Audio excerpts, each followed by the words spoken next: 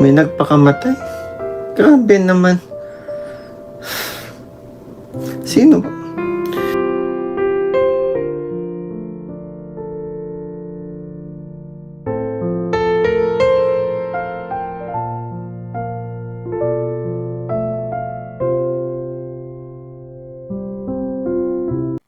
Magandang araw, magandang gabi po sa inyong lahat. Welcome back to my channel.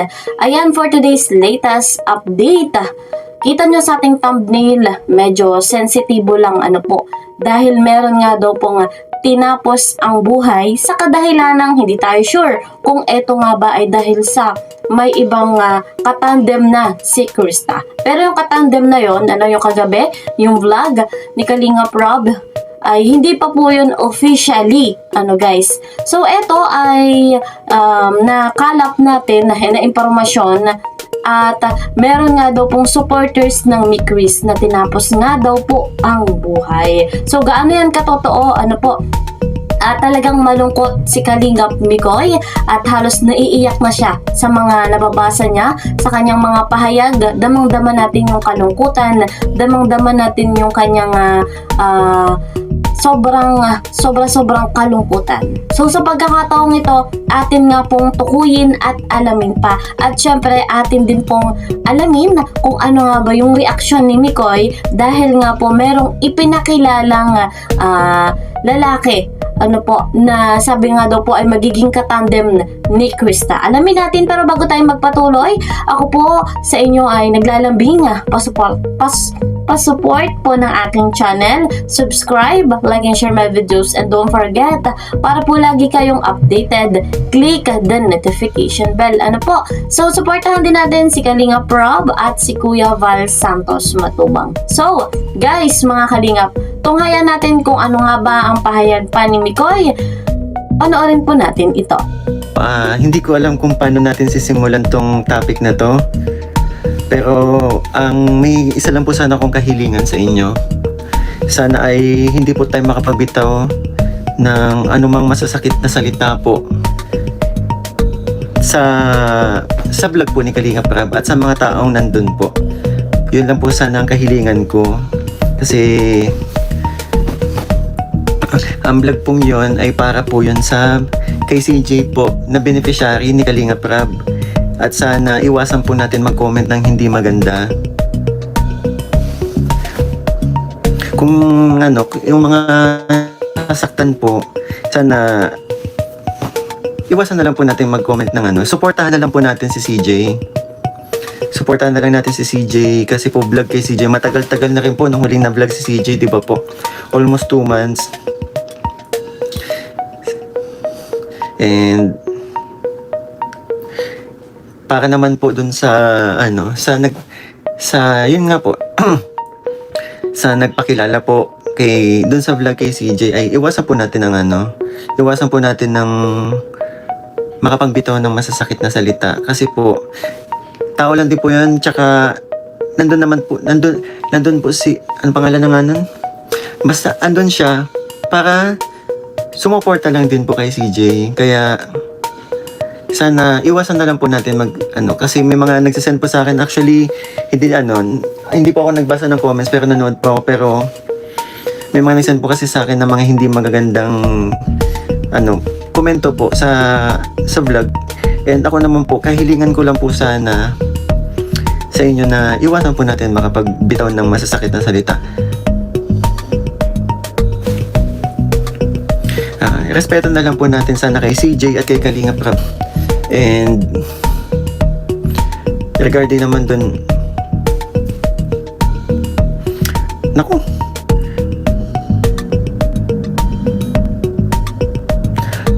nandun na nga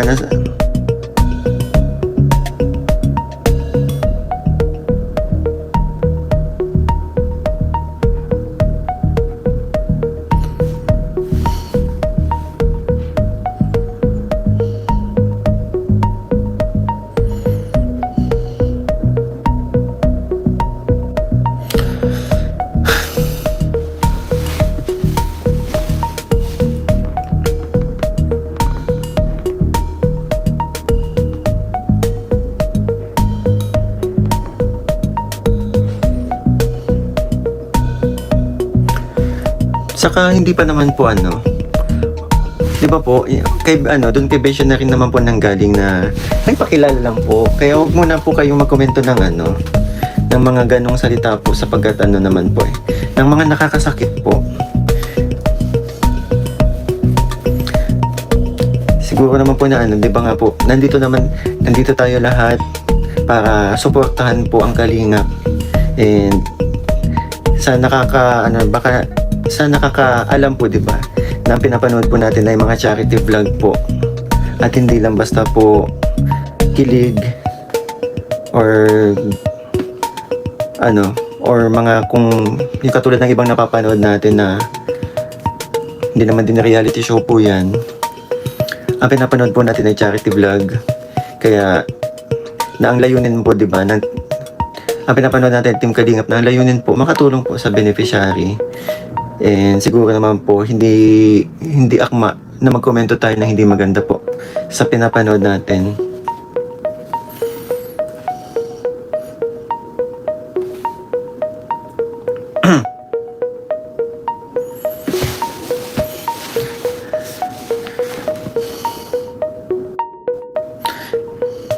Hindi mo masisisi ang mga masyado po kayo nag-overthink. Wala naman pong inanunsyong official po.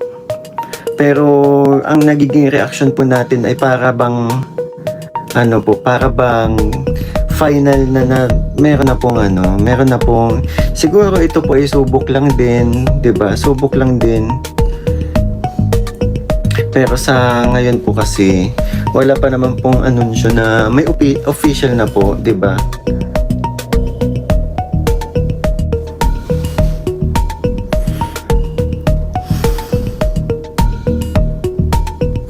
Totoo po ito? Pwede pong may mag-send ng post na yun sa akin? May nagpakamatay? Grabe naman. Sino? Sino supporters po namin?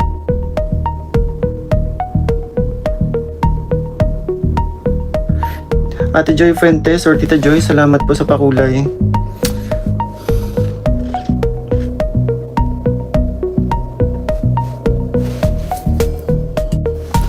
So ayan guys, yan po yung live ni Kalingap Mikoy. Una ay very supportive siya. Kita natin sa kanyang live, supportive siya sa kung ano ang meron ngayon kay Krista, kung ano yung kaganapan sa buhay ni Krista sa vlog. At kilala din naman ni Mikoy yung lalaki, nalimutan niya lang yung pangalan. Ayan, na magiging katandem ni Krista. Pero hindi pa po yun officially. Guys? So, sa pahayag din ni Mikoy, nalulungkot siya, kitang-kita natin, lalo pa at merong nag-comment na meron nga daw pong tinapos ang buhay. Isa daw po itong supporters. At talagang ramdam daw nila yung kalungkutan. So lahat naman tayo nalulungkot. Kung ganun man ang sitwasyon, ay dapat patalino. Dahil ang ginagawa ni Kalingap Rob ay sa ikabubuti ni Krista. Sa ikabubuti dahil yun naman po ay part ng vlog. So kung uunawain nating mabuti, tama yung sinabi ni Mikoy, suportahan natin si Krista, suportahan natin yung mga plano ni Kalingap Rob, lalo pa at hindi naman po masama. Napakaganda ng layunin, napakaganda ng mga ginagawa ni Kalingap Rob sa ikabubuti, at hindi po sa ikasasama.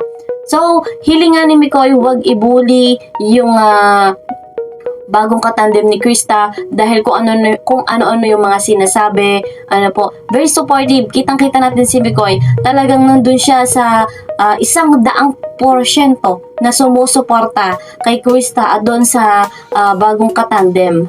Napakalinaw naman po nung pahayag ni Mikoy sa kanyang live.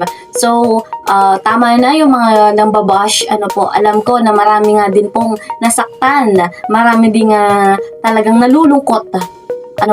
Dahil nga may ganitong kaganapan kay Krista, merong bagong ipinakilala at si Mikoy naman ay patuloy pa rin sa kanyang ginagawa bilang charity vlogger, patuloy na nakafocus sa kanyang ginagawa. At sinusuportahan niyo ni Krista, kahit off camera, maganda yung kanilang samahan, maganda yung kanilang chemistry. So umasa pa rin tayo, one day someday, ang Mikwi, si Mikoy at si Krista ay magiging maayos pa rin, hanggang sa maging love team talaga sila. So yung lalaki na ipinakilala ay alam naman natin, nakikipagkilala, nakikipagkaibigan, at kung ano pa man ang magandang plano ni Kalinga Prab, alam na yun na mas makabubuti. Ayan. So doon sa nagsasabi na meron nga daw pong supporters na tinapos ang buhay dahil sa ganito yung sitwasyon, nais ni Mikoy na malaman ang katotohanan, kaya tayo nananawagan na kung totoo man po iyon, talagang sobrang lungkot ni Mikoy, nasasaktan si Mikoy sa ganong pangyayari.